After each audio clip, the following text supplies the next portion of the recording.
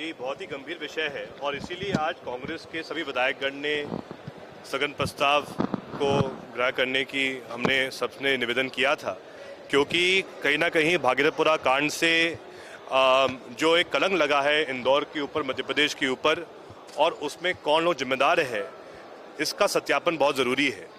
लेकिन सिर्फ हम 4 लोगों को ही बोलने का मौका मिला, जो शीर्ष विधायकगण थे उनको बोलने का नहीं मौका मिला। लेकिन उसके साथ साथ स्थगन प्रस्ताव पर चर्चा इसलिए ज़रूरी थी क्योंकि मैंने स्वयं ये बात कही सदन में माननीय मंत्री जी से कि संयोग से आज ही मेरा प्रश्न क्रमांक 1625 का उत्तर आया है और उसमें मुझे ये जानकारी दी गई कि अब तक कुल 20 मृत्यु की पुष्टि की गई है। फिर कहा जाता है कि शेष जानकारी पुस्तकालय में रखे परिशिष्ट के अनुसार है, और जब आप परिशिष्ट को देखोगे तो यहाँ पर कुल बताया जा रहा है कि summary of death analysis total 32 deaths, 32 मृत्यु दिखा रहा है 6/2/2026 तक। ये इसी उत्तर का परिशिष्ट है। आप कल्पना करो कि आज ये हाल है माननीय मंत्री जी के, उनके अधिकारियों के, कि जो वही परिशिष्ट दे रहे हैं उसी परिशिष्ट का सही आंकड़ा नहीं दे पा रहे मूल उत्तर में। और आप यहाँ देखिए इसी आंकड़ा 32 डेथ के लिए ये सबके नाम दिए गए हैं। Case 32 Lakshmi Rajak, case 31 Subhadra Bai, case 30 Rajaram Borasi, case 29 Vidyabai Yadav.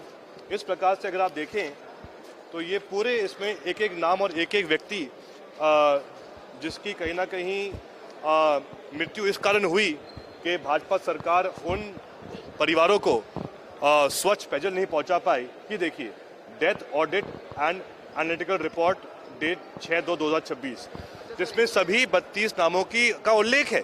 लेकिन वही सरकार जब उत्तर देती है विधानसभा के प्रश्नोत्तर सूची में, या लिखती है 20 मृत्यु। तो ये एक बड़ा मुद्दा है कि जान करके परिशिष्ट में ही जो आंकड़े हैं वो सरकार छुपा रही है मूल उत्तर में। शायद इसलिए छुपाए गए क्योंकि आज दिन तक मात्र 20 परिवारों को ही सहायता मिली है। कल जब ये बात सामने आई, जब यही भ्रामक और गलत आंकड़ा दिया गया स्वास्थ्य मंत्री जी के द्वारा, तब भी उमंग सिंघा जी ने मांग करी थी कि असली आंकड़ा 35 है, उसको स्वीकारो। जिन 20 परिवारों को सहायता मिली है मात्र 2 लाख रुपए दिए गए हैं, जबकि कभी भी कोई ऐसी घटना होती है, चाहे किसी की मृत्यु सर्प काटने से हो या फिर कोई और प्राकृतिक आपदा हो, तो 4 लाख का प्रावधान होता है। यहाँ मात्र 2 लाख रुपए क्यों दिए गए, जबकि पूरी गलती भाजपा सरकार की है, नगर निगम की है, जहाँ महापौर, MIC, 9 के 9 विधायक सब बीजेपी के हैं। शेष 15 लोग जिनकी मृत्यु हुई है उनको 1 रुपए तक सहायता नहीं मिल पाई है।